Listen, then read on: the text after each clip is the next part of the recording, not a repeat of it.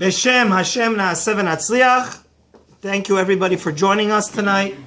My live audience, my non-live audience. Beshem Hashem. Today's topic is a very exotic one. And I have to give a disclaimer because I was talking to my mentor, Chacham Svi.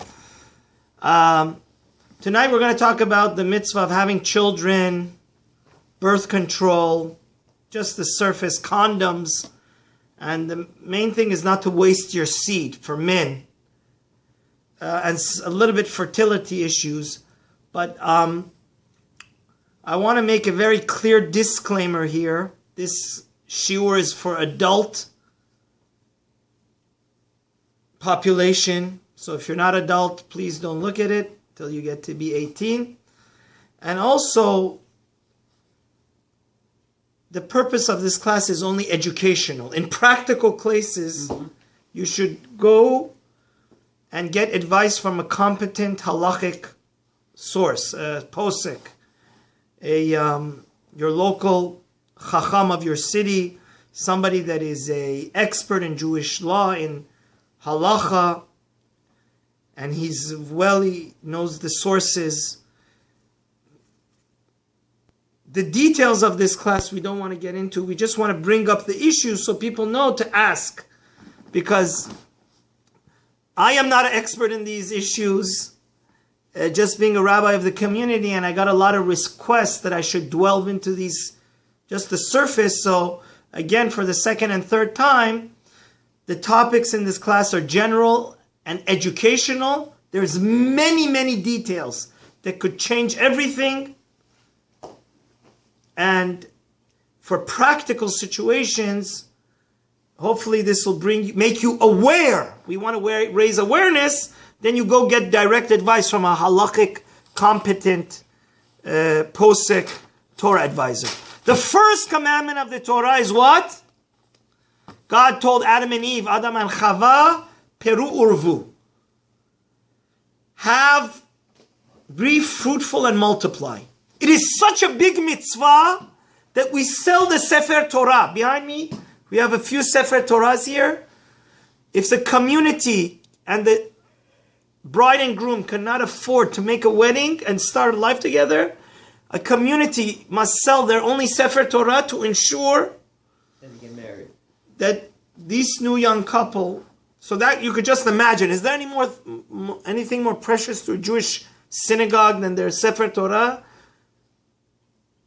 It's a big mitzvah, and the congregation must sell their Sefer Torah in order, in their community, this new couple, if push comes to shove.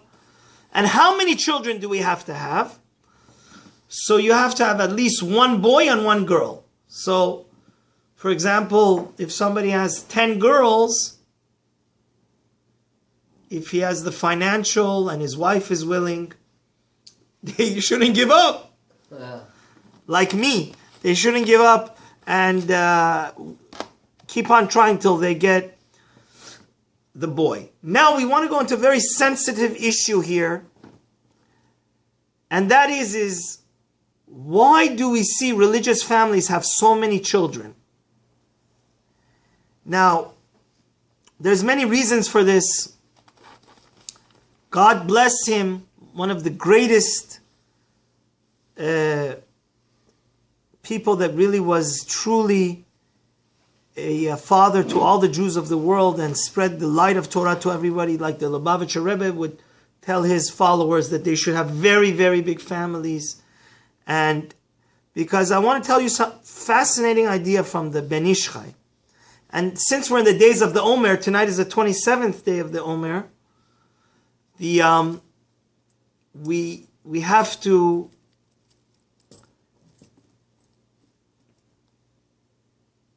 talk about this. We know that Rabbi Akiva, in the Talmud Yevamot, page 62b, the Talmud brings a fascinating idea. That it says, Baboker zerat zarecha olarav al taneach yadecha. In Kohelet, King Solomon tells us a few words of wisdom, a nugget of gold and pearls of wisdom. He says, in the morning,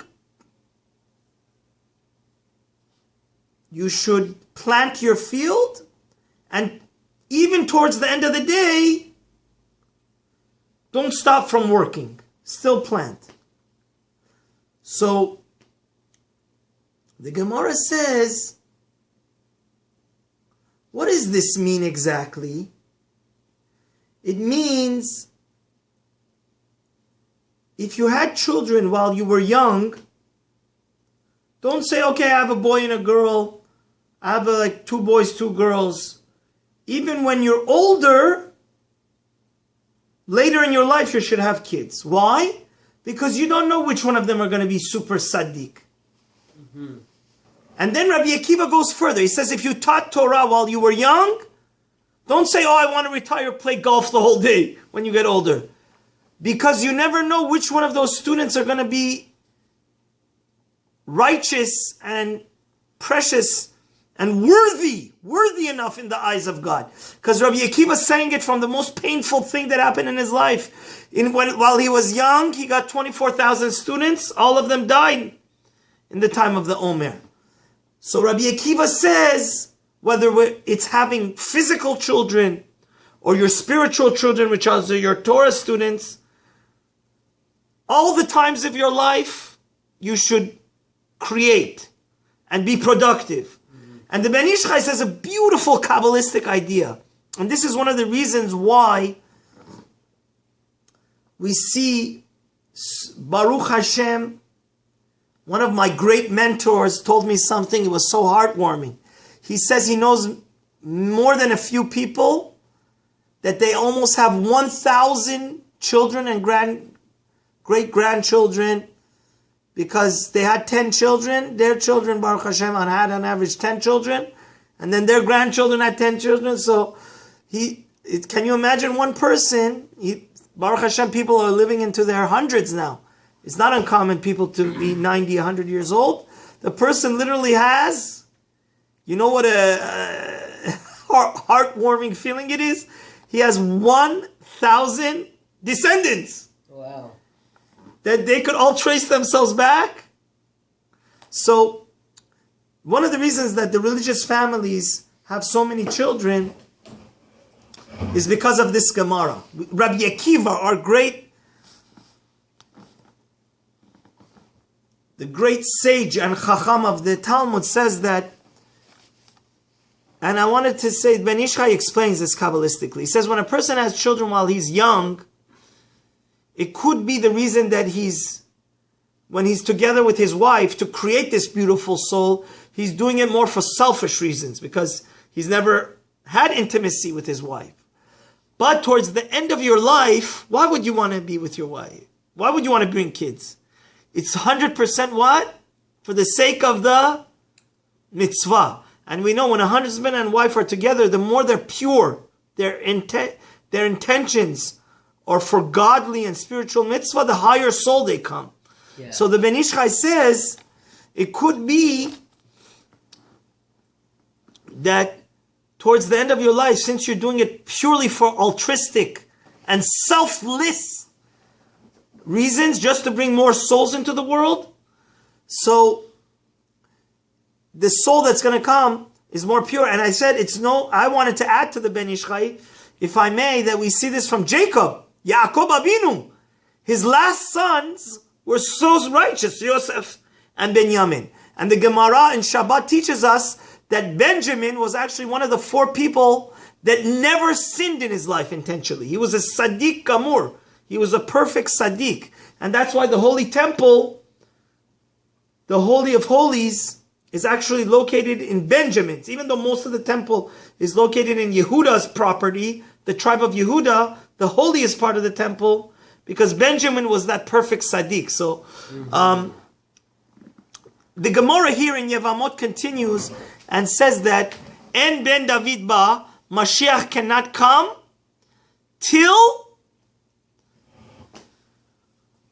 Sheyichle kol haneshamot shebeguf. So basically, God has a big storage house where the souls are waiting to be reincarnated.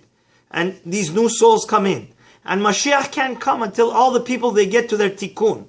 So the more we bring children into this world, the more we're becoming God's partner to bring the world to its fruition, to bring in the messianic times, until all the souls that are destined to come in. Basically, still that silo in heaven where all these precious souls are. They don't come into this physical world. Mashiach can't come. So that's another reason why, even though, technically speaking, if you have one boy and one girl, you don't need to have a bigger family. But for these reasons, and now the third reason I want to talk about is basically, especially for men, and again, this is a very sensitive topic, and my mentor, my Rav, my Rebbe, Shlita, advised me to be very ambiguous, be very general, and for practical family planning sessions, you should go consult with your local Orthodox rabbi and get specific direction for your specific case. But birth control is very, very problematic for Jewish men. That's why, and I want to give a second disclaimer to this class. Obviously, I'm teaching to this class. I don't want anybody, God forbid, to get SDTs because of this class. We're talking about you're living your life the kosher way according to Torah. Birth control is a very big problem in halacha under Jewish law, especially for men. For women, it's a different situation, and the women can go have their husband or as a couple go consult their chief rabbi of their city, their posek. But for men, condoms are forbidden. Because it brings me to the most important part of this shiur, which is the big, horrible, terrible sin of wasting your seed, for men to destroy and, God forbid, the waste that potential. Because the way that the Jewish halacha looks at each one of those sperm is, that could be a human being. And to just quote you the Shulchan Aruch, this Shulchan Aruch is really mind-boggling. If you have the, I know because of the arguments I've gotten into, people don't necessarily appreciate that I really prepare and I base all my classes on very solid sources. So I want to quote exactly where look in the Shulchan Aruch, which is all of the nation of Israel acknowledges is at the authoritative work of halacha that we all have to follow. Chapter 23 in Even HaEzer, the third section of Shulchan Aruch. The Shulchan Aruch says it is forbidden for a man to waste his seed, and this is the most strict. Ve'avon ze chamur mikol avarot Shabbat Torah. Look what the Shulchan Aruch is saying. He's saying this is the most strict, heavy-duty weight sin that a person shouldn't do. Lefichach lo yi adam dash mibifnim. That's why a husband cannot go inside of his wife, then waste all his seed outside. Velo yisak tana shenura. That's why it's forbidden for a man and a woman, adult man, to marry a woman that is not bat mitzvah. And then the Shulchan Aruch goes ahead and says that people that do this on purpose, waste their seed through using their hand, is a terrible sin. Ela sha'oseh beniduyuhu yoshev. Somebody that does this, in God's eyes, he's excommunicated. And that's what the prophet Isaiah says, that your hand is full of blood. Because it's like, in God's eyes, in the heavenly, in the spiritual, and I don't want to quote you the Zohars because they're too scary, but it's in the mystical, and here even Shulchan Aruch is not the prophet is telling us, this is like each one of those seed and semen, since it has the potential to become a live human being, it is like a murder on each one of those. So I want to backtrack here and say why. Why is it such a terrible sin? And where in the Torah does it say that to waste your seed is so horrible? So we know that Yehuda, Jacob's fourth son, Yaakov Avinu's fourth son,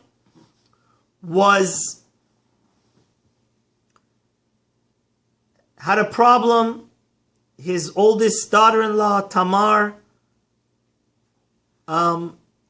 his two eldest sons were killed at a very young age, under the age of 20, because Tamar was one of the most gorgeous women on the planet Earth in the history of mankind. And Yehuda's children would unfortunately engage in this terrible act of entering her and then spilling all their seed outside of her. And because of that, Er and Onan, both of these sons of Yehuda, even before the Torah was given, even though we have another rule that usually God, the heavenly court, doesn't punish anybody down here under 20.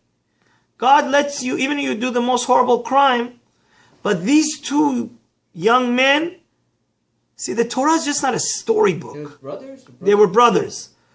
The first one... Brothers and sisters? No. Yehuda's oldest son, his name was Er. He got married to Tamar. Okay. He always used to spill his seed outside of her when it came at the end of their cohabitation. Then Yehuda didn't know this. So it was it's a mitzvah of yibum, to continue your brother's marriage. So they never had any kids. Now Onan, the second brother, took over his first brother's marriage. And he made the same foolish and horrible mistake. He also died.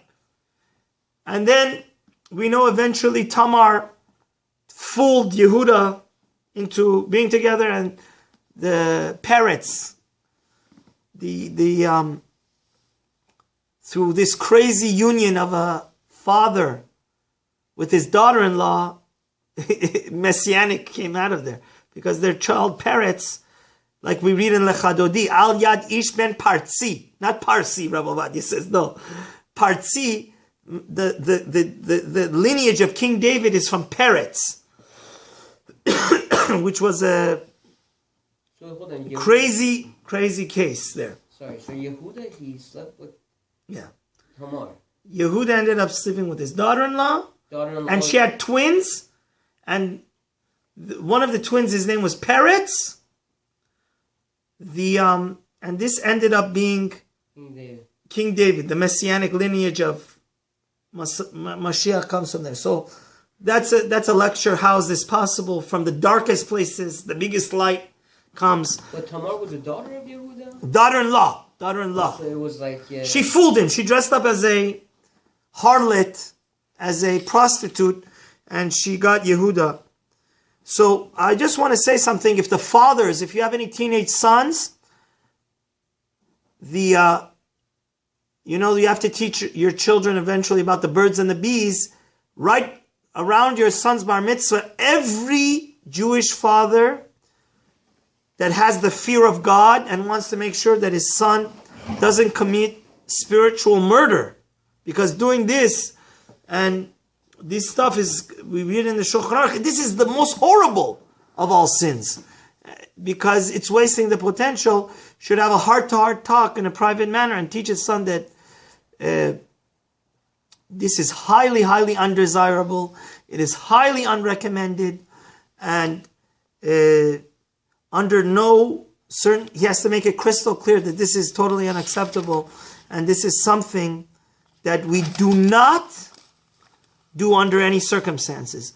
Now, I just want to make something clear, since we are living in a world where I was just, some people, they unfortunately, there's very difficult tests that a person is put in.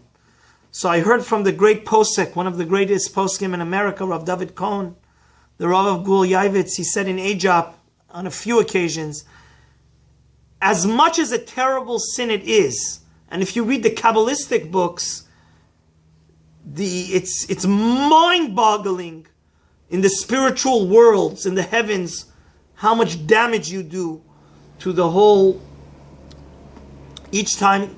And there's books written about this, books upon books about books. But I just want to let you know, the most important thing is to say Shema Israel and those special things it says in the Siddur at night. Because when you have, and the most important thing is to what it says in the Shema Israel, to guard your eyes. Because we have a tradition that the Yetzer Hara can only damage you and lead you to this horrible murderous path if whatever you see.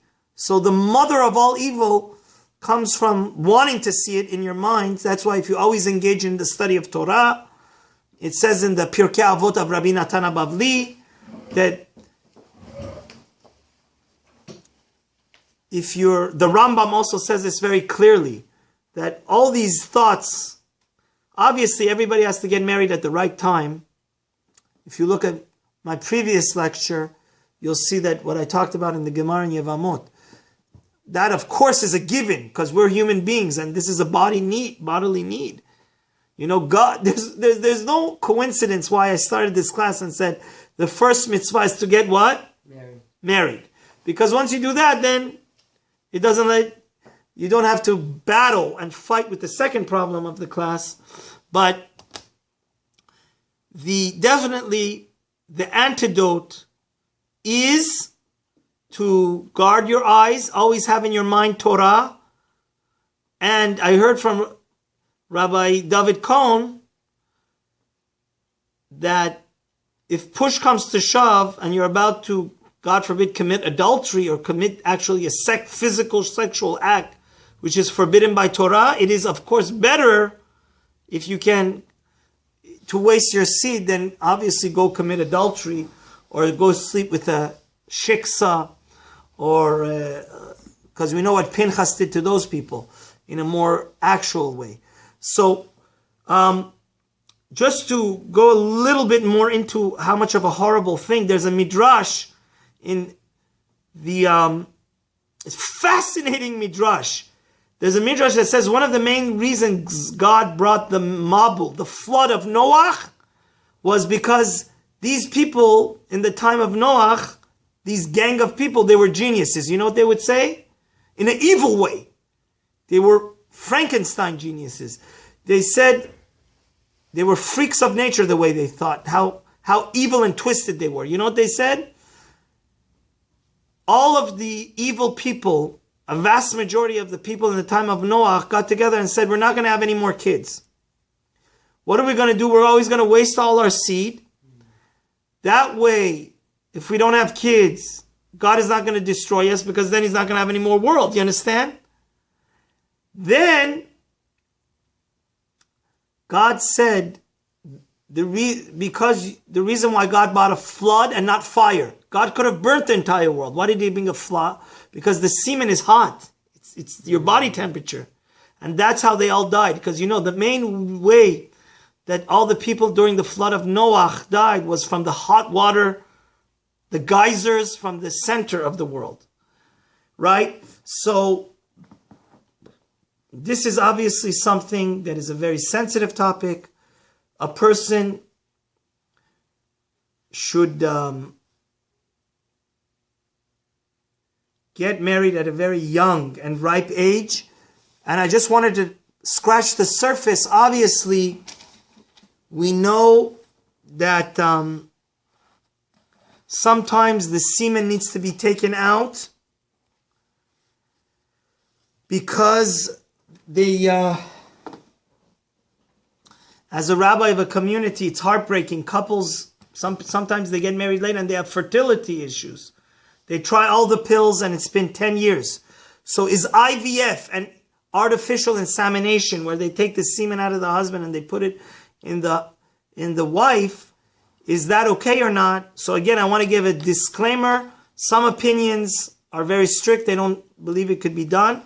But again, you need to get guidance, because I want to say the rabbi that we follow, Rav Ovadia Yosef, in the 2nd chapter of Yabi Omer, is IVF permissible under halacha and artificial insemination? So Rav Ovadia, to read him verbatim, he says that if every other avenue was tried for them to have a natural birth,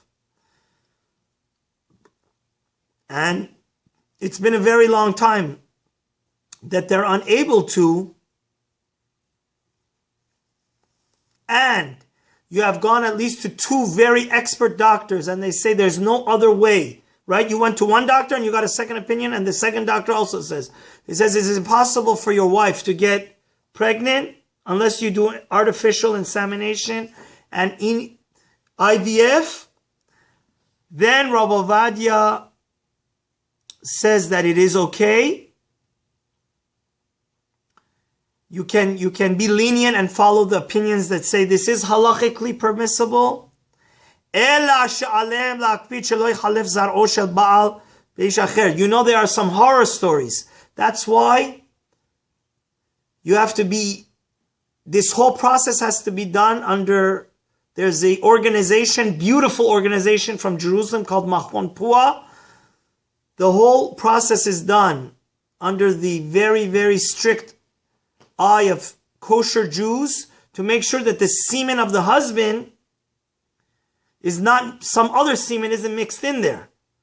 Because there are horror stories. It just was in the news a few weeks ago that a couple, 2 women, which is obviously against halacha, we don't want to open that can of worms, but they wanted a white child. They went to the sperm bank and they had a black child when the kid was born, because the sperm got mixed up. So Rav Ovadia says clearly that there has to be, just like there has to be, you have to make sure the sperm is kosher, which means it's the husband's sperm. It has to be under constant, like lock and key, and there's very special mechanisms that to make sure that kosher Jews are bearing witness that this sperm hasn't been tampered with, right? Because that is a very big problem, halachically. Yeah. Right? You don't want the horror story of this husband and wife that are both Ashkenazic Jews with blonde hair and blonde eyes, a black kid comes out. And things like this have happened, unfortunately. And unfortunately, in the medical field, there are doctors that will tamper with the sperm because they want to have a higher success rate and add other people's sperm into the thing, so it'll be a higher effective rate. So everything, there's this organization. I mean, it's heartbreaking to see these couples in such pain. They see all their colleagues and neighbors have many children. So definitely go Google it, Machon Pua. They help you. They have centers all around America and the world that halachic nurses that are orthodox and doctors that are trustable, they'll make sure that it's purely the wife's egg and the husband's sperm. And actually, Dr. Sofer, that wrote this amazing book about Jewish medical ethics, says that Rav Shlomo Zalman Auerbach, a colleague of Rav Ovadia Yosef, the chief halachic authority of Israel for many years, that 500,000 people, when he passed away, 500,000 people visited him to give him honor at his ceremony of his funeral.